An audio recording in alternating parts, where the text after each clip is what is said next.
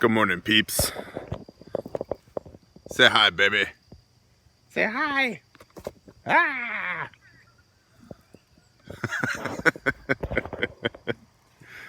It is the beginning of August. It is 67 degrees outside right now. 6-7. There have been mornings in August in Texas that I've walked out of the house and it's already 90 degrees. So I'll take it. It is a beautiful morning. I figured it's been a while since we've done some bird walking. So this morning we're gonna do some bird swinging while Aspen practices for the Space Force. So I shot a good bit of video yesterday, pretty much along the veins of adventures in homesteading. And I said yesterday that I put in more work in 8 hours on the homestead than I do in 12 to 14 hours doing construction. And I meant it.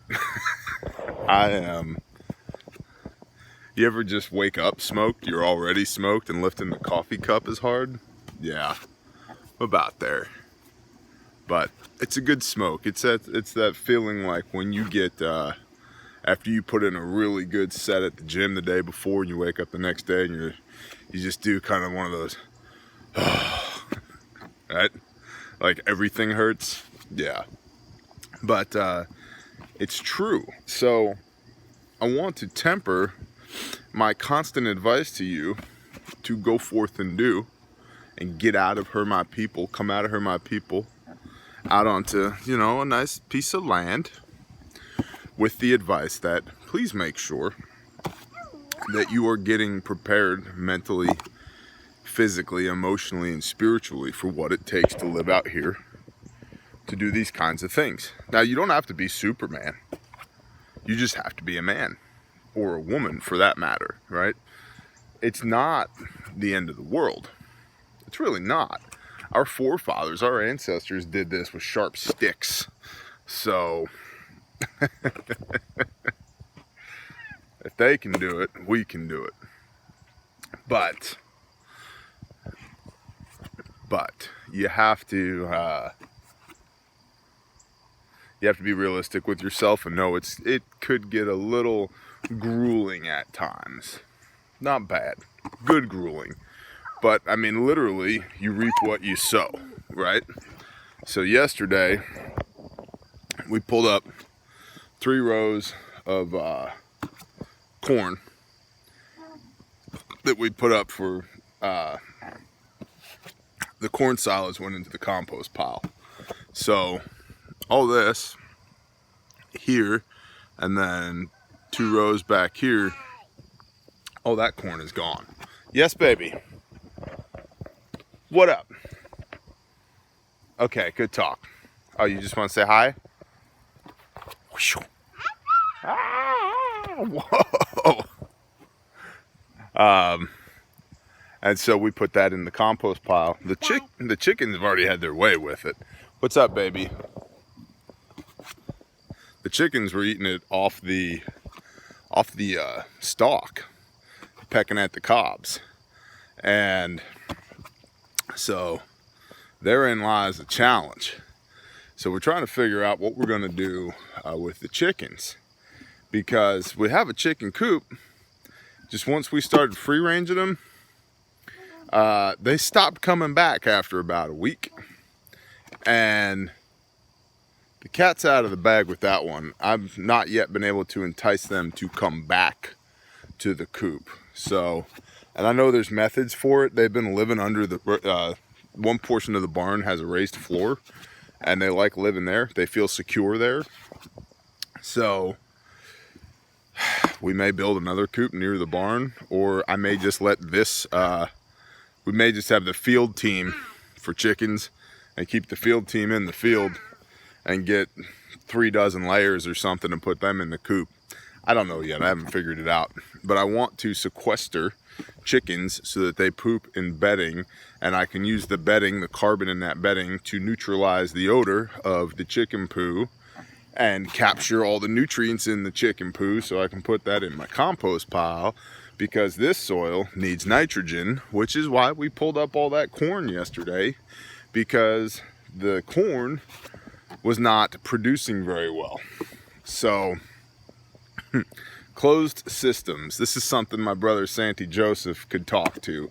He has a very good channel. If you haven't checked him out yet, you should. He is definitely a militant farmer and he knows his stuff. So in that vein, we are trying to get our compost pile going here, which a key part of that is going to be the chickens and capturing their waste stream to use as an admix to our soil. And so we're also seriously considering getting some more meat rabbits. We don't eat meat rabbits anymore because of the Torah. But we do have a doggo right there who can and would eat meat rabbits. And rabbit poo is just extraordinarily good for a compost pile. We took our crappy North Texas hard black clay soil from like literally so hard you needed a pickaxe to break it apart, to lovely chocolate cake status in 3 years by planting and by soil building with compost. The organic content, I never had it measured, but it had to have gone from like 1 point something percent to maybe 4 times that just with the compost. And rabbits make excellent manure for composting. They're cheap to keep, very cheap to keep, and they provide meat, not meat that we could eat, but meat that the dog can eat, much like what Pastor Joe and Sister Kate are doing. So we had meat rabbits before PJ and SK had meat rabbits, but we got rid of our meat rabbits when we got convicted to keep the Torah. And then PJ and SK got meat rabbits. And they're like, yeah, these are for the dogs. And I'm like, dude, that's brilliant. But whatever. So, and funny story there.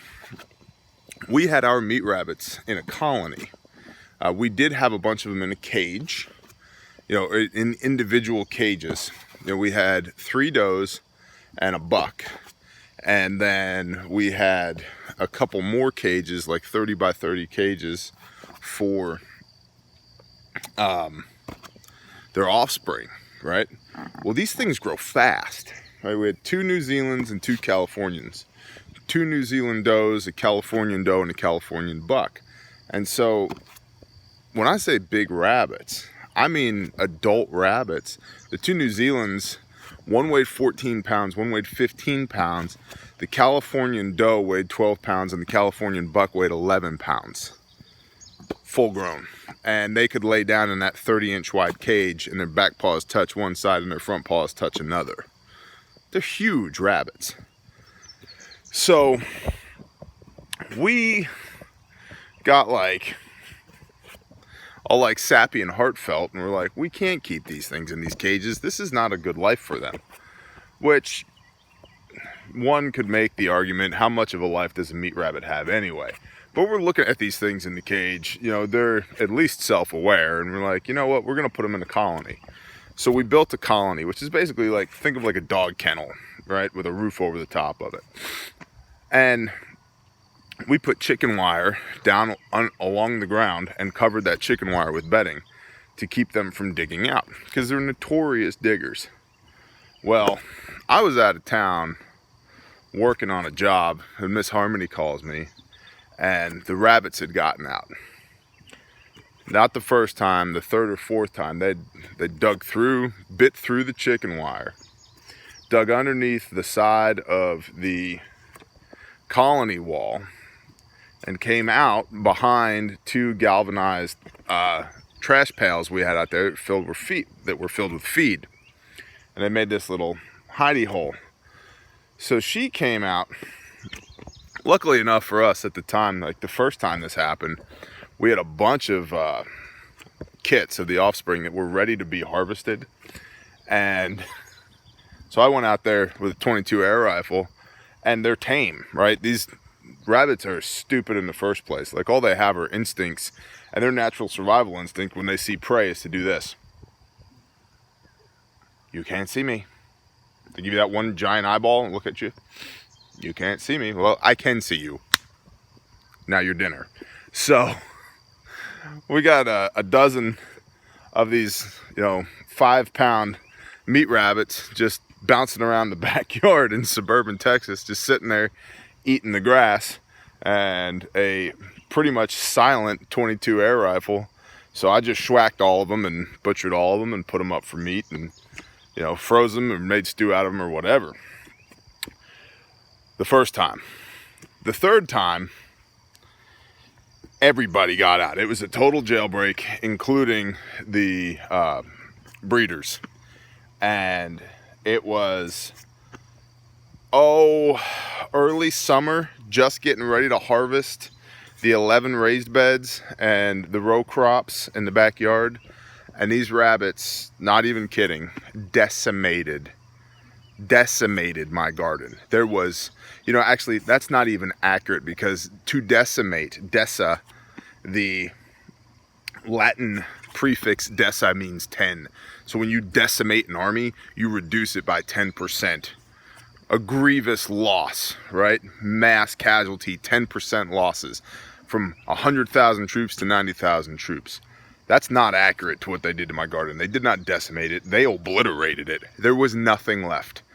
And I was furious. So, with the help of our next door neighbor, who's an older Texas guy who's awesome, because some of them had crossed the barrier from our yard to his yard, we spent an afternoon, when I got home from work, we schwacked every dang rabbit there was. And we had just started keeping Torah. And I say I had. Harmony was not on board yet, because she was still hung up on the "what do you mean I can't eat bacon" thing. So I'm like, all right, the Father speaks to us in ways we can understand. These stupid meat rabbits just schwacked my entire garden. An eye for an eye, a tooth for a tooth. So we went out there and killed every one of those things.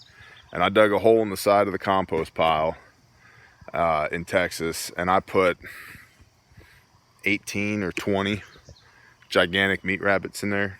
I was like, if you're not going to feed me, you can feed the compost pile. And they did. And that was the end of our meat rabbits. So, tangent, but whatever. Hi, babe. This beautiful little girl in this swing. You're crazy. So, but we're thinking about getting them again, just for the soil building properties that their manure has for compost, because compost has been really good to us, and we are going to have a lot of organic matter off of this property. So we might as well make best use of all the nutrients and minerals and energy that's in that in compost, because this soil needs it. It's calcium deficient and nitrogen deficient. So whatever I can give it without adding chemicals to it, I do not want to add chemicals to it. I will not add chemicals to it. So whatever I can give it, any way I can give it to it that's good for it, I'm going to. So there's the compost / meat rabbits dissertation. So we pulled all that corn up. This corn back here is sweet corn, and there are some good ears and some small ears.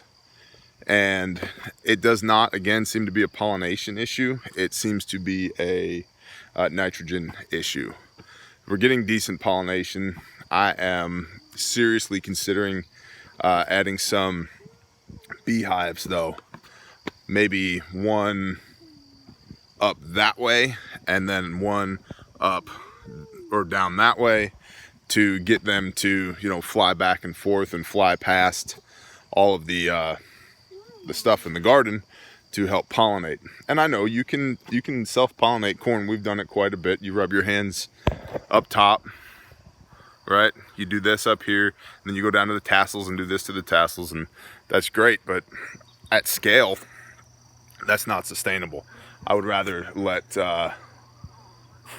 between Father God and Mother Nature, let the two of them do things the way that they designed it and intended it to work. So I'm not a pagan with the Mother Nature thing either. It's a euphemism, it's a saying, so please don't judge me on that. So there's that. We had Brother James and Sister Tia were over yesterday with their babies, and you know, James is a consummate woodsman, and he was telling me, you know, he medically separated from the Air Force a couple years ago, and he is medically retired. So he has, he's got some time, you know what I mean? Like, he's got a young wife and 2 young kids and another one on the way, but he's got time, and he spends a lot of time in the woods, trapping and hunting and fishing and bushcrafting and just doing like all of the woodsman things.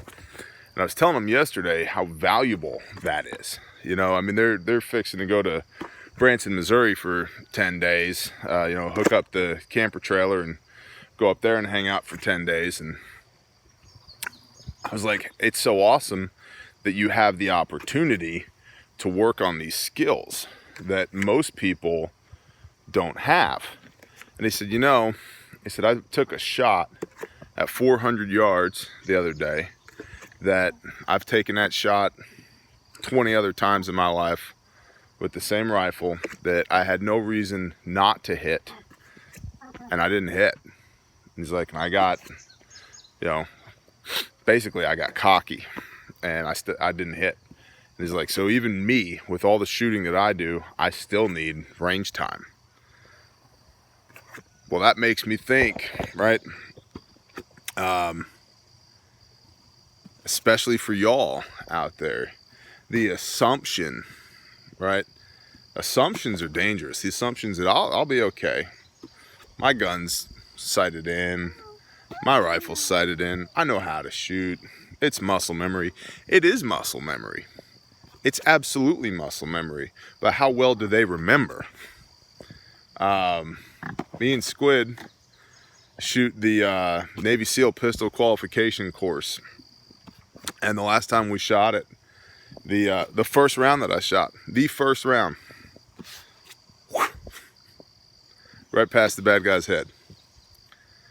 Now I hit every other round was dead on, right? But the first round was not even, I mean, the guy might have had a small earache just from the sound of the bullet flying past his ear.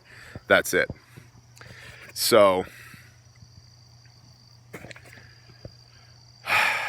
and it was not my gun. It was a SIG 227 and 40. It wasn't my Glock 45, but that shouldn't matter, right? I should, as a practitioner, as a student of weapons craft, be able to pick up any weapon and make it work to the best of my ability in any situation. So I threw that first round. Every other round was dead on, but I threw that first round. Now, in a self-defense situation, that could make all the difference in the world. And as a guy who carries a pistol on him 24/7, that matters. And I don't do as much shooting as I would like to do, and there are people that do more shooting than I do, but I bet I do more shooting than 90% of y'all do. And I don't say that to brag, I say it to make the point that if I'm shooting as much as I'm shooting, which is at least 4 times a year, more like 8 or 10 times a year, several hundred rounds at a time, pistol and rifle, and sometimes tactical shotgun, to say nothing of hunting. If I'm shooting that much and I throw my first round, what's up with y'all, right? Brain nuggets, tickling your gray matter. So, oh, and also, I think I'm going to shout you out 3 times in 3 different videos to make sure you get the message. Hi, Jackie. It's good to see you. Stay motivated.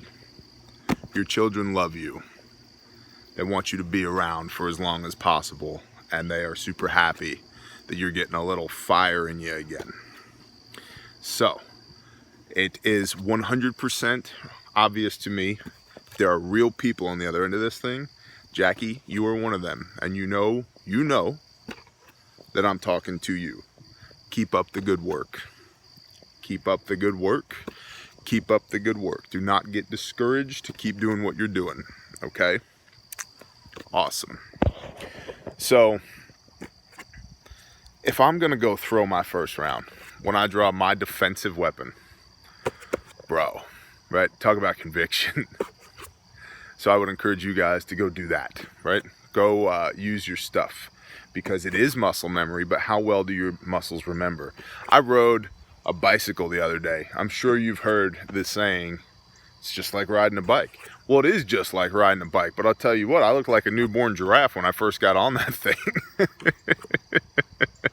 So, go practice. You know, another comment James made was he was in the woods building fire, and he got his ball of tinder, and got his little tiny twigs and sticks kindling on top of that, and some medium-sized pieces, and then some tall pieces arranged in a teepee around that, and he lit his tinder, and it smoldered and nothing happened.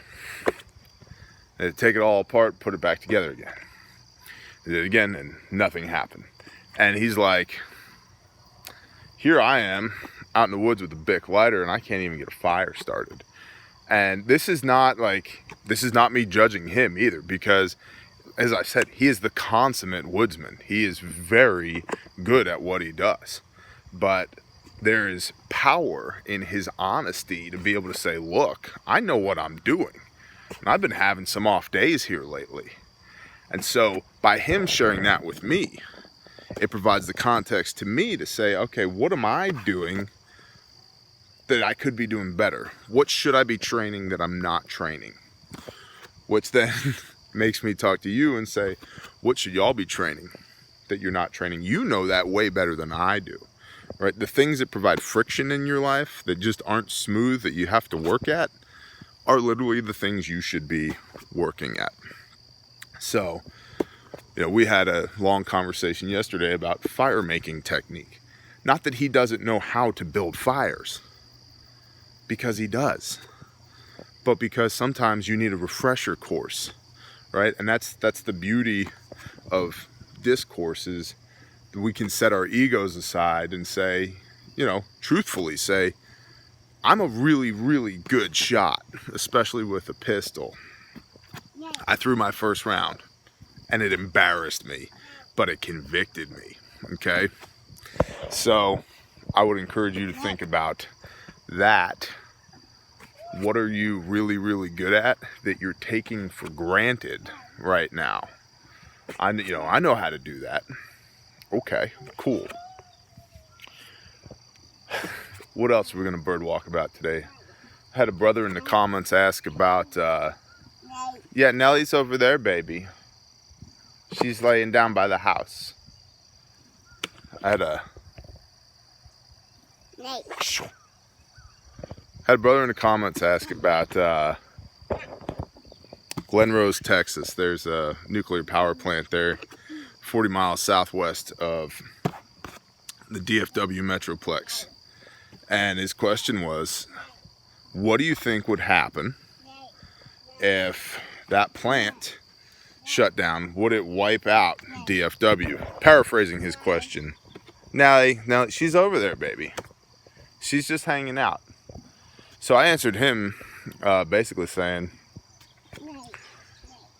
to the best of my understanding, what I know about nuclear plants, having worked in them and around them, short answer, no. What would wipe out DFW, and it wouldn't necessarily wipe them out, but what would cause panic would be if it was during the summer months and the wind was out of the south, it could blow fallout. Nally. It could blow fallout to the DFW area, which would cause people to evacuate, and the roads there are a disaster on the best day of the week. 10 a.m. Tuesday morning, there's still traffic, right? So the chaos is not necessarily going to be from that plant melting down. It's going to be from everybody trying to get out of the area because the plant is melting down. Which, come out of her, my people, lest you partake of her sins and plagues. What's the best way to bug out? Not have to bug out. which is why we're in the country. Which, again, don't take things for granted. We still have bug out bags. We still have bug out plans. We know where we're going. We have bug out locations. Squid has talked about this, and we'll be talking about it more. He's going to do a video on it called Spider Points and explaining what that is. Some of y'all with prior military service may understand what that is without any explanation. Some of y'all may not. But imagine a spider web, and the center of the web is your current location. As you branch out on the web, all these alternate locations are different rally points or caches of material, or bug out locations or whatever, right? So we have spider points of awesome like-minded people that we can go to. One group of which is the Arkansas Preparedness Network, and some excellent people there, right? Because we are in Ark, Texas, which, by the way, the Arkansas Preparedness Network now has their own YouTube channel, the Arkansas Preparedness Network. And whether or not you're in Arkansas, you can go find them on the YouTube channel. They have several conversations with Pastor Joe Fox there from Viking Preparedness / Shofar Mountain. They put on events. They make things happen. Yes, baby. No way. Whoa. So, Brother Adam, Brother Bruce, and Brother Gordy, they're all over there at the APN. Check them out. Yes, honey. What? What are you doing? So, we have spider points, so even though we're in a less...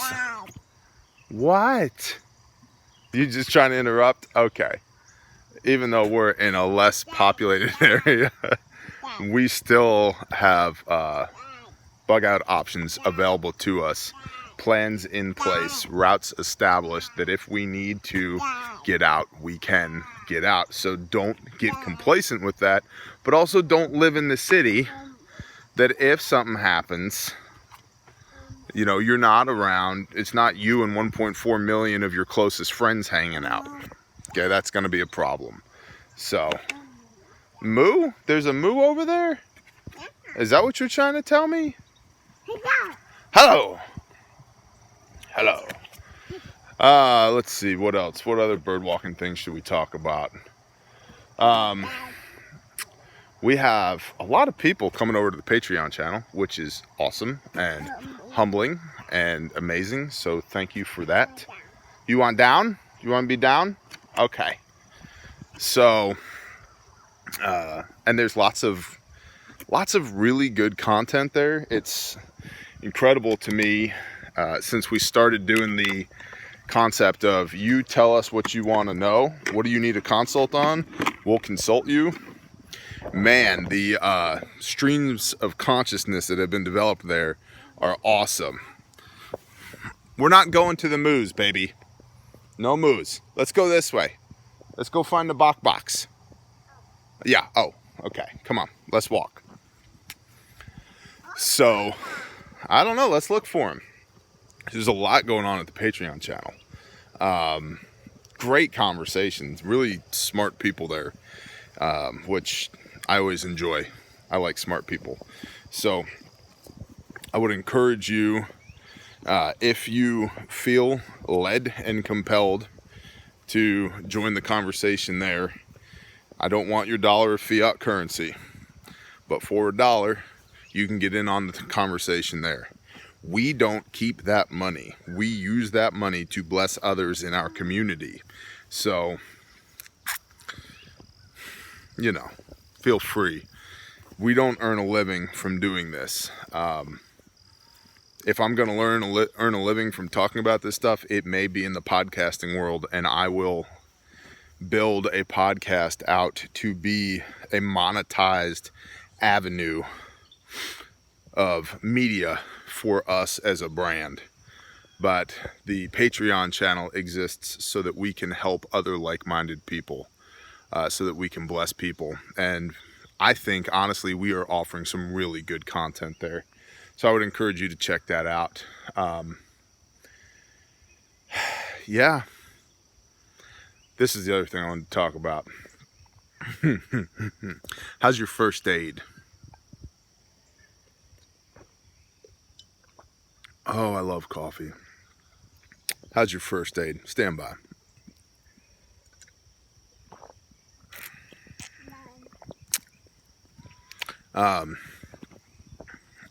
And most of us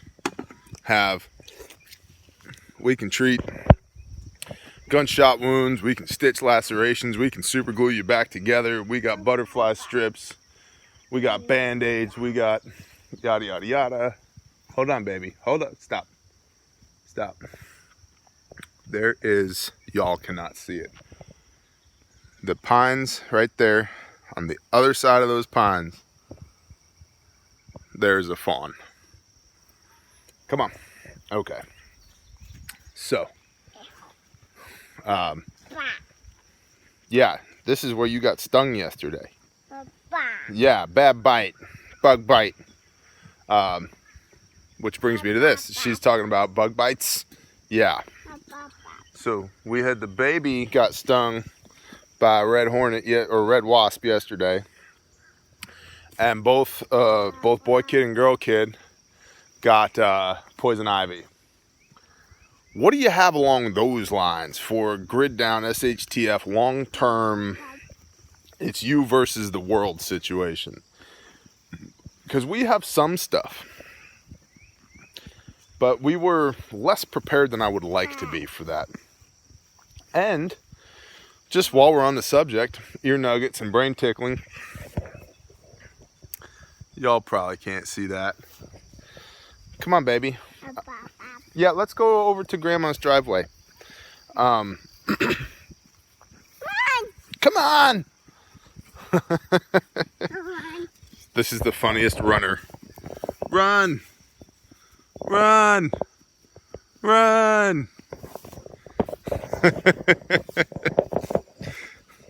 She runs like I run.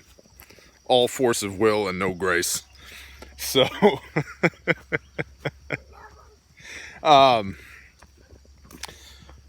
but you know, I ran a chainsaw, multiple chainsaws for several hours yesterday. And we have all the PPE, personal protective equipment, right? We have all that. What if? You ever been cut by a chainsaw? I have, 3 times. And let me tell you, not only does it not feel good, but it can be a particularly difficult wound to deal with because it doesn't slice you. It removes material. Hard wounds to close. So, what do you have for that? Right? What do you have for that? How medically squared away are you? Do you know your blood type? It's good to know. Do you have any allergies? If you have allergies, do you have anything on hand to deal with it? Do you know what jewel weed looks like? Because if you get poison ivy, poison oak, poison sumac on you, not the poison sumac, poison oak, poison ivy on you, you can find jewel weed, and within, some people say, you know, it has to be within the first few hours. Other people say, no, it doesn't.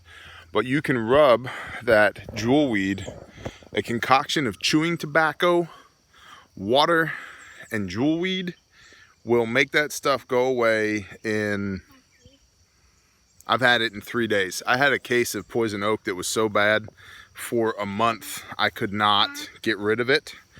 And I saw doctors, I had corticosteroids, I had cream. No, you can't sit on both at the same time. The deer here are very tame. Yeah. You want down? You want to sit over there? Yeah. So for a month, nothing was happening. I was not getting better. And a lady that I knew said, hey, there's an Indian medicine woman over here. I bet she has something. And I was like, at this point, I don't care. She said, well, I'll go talk to her for you. I said, okay, talk to her for me. So she came back with a quart jug, about 3/4 full of this. It looked like tobacco spit. I'm like, you gotta be kidding me. And I opened up the jar and I smelled it, and it smelled like tobacco spit. I'm like, I can make this myself. You know, what is this? She said, look, just take a warm rag, warm this stuff up, put it on there, apply it 2-3 times a day for 3 days to the affected areas. It was gone. By day 3, it was gone. I had steroid creams, I had oral corticosteroids, you know, prednisone, methylprednisone, that stuff. I had rubbed bleach on, I'd done all the things, right, to get rid of this stuff. Nothing. 3 days of this jewel weed and tobacco, it was gone. And I went to see the medicine woman. I said, you got to tell me what's in this. And she said, I can't tell you. I said, why not? And she said, it's my job. I'm the medicine woman. I said, okay. I said, well, I need to give you something for it. She said, you can't pay me. I said, well, why not? She said, it's my job. I'm the medicine woman. I said, well, if it's your job, surely you can be compensated. And she said, well, I can't take money. Said, okay. So we bought her some food, some groceries, about $100 of groceries, and brought groceries to her. Said, here you go. Thank you very much. And she smiled ear to ear. And we were both thankful. And that's the beautiful exchange right there, right? She did what she was good at. I did what I was good at. And we both prospered from it. But I eventually was able to figure out what was in there. And it's jewel weed, tobacco, and water. So what does jewel weed look like? Google it, find it. It grows generally in the same area that poison ivy will grow. And tobacco, have some tobacco on hand. Number one, you can barter with it. Number two, if you're into that, you can smoke it or chew it. Some are, some aren't. I don't partake anymore, and Miss Harmony is in the process of weaning herself. So, but you can use it for medicinal properties as well. So we're pushing 40 minutes. We're gonna call this a good bird walk. We talked about meat rabbits. We talked about compost. We talked about sighting rifles. We talked about building fires. We talked about medicinal herbage and chainsaws and chainsaw wounds. We talked about the baby. We talked about corn. We talked about all kinds of stuff this morning. So, yeah, good bird walk. It's been a while. I felt compelled to do this. So, as always, love and blessings to all you guys. We couldn't be more thankful for everybody here at this channel and your participation in our ridiculous lives that we lead. So, thank you guys. Have a wonderful day, and we'll talk soon. Bye.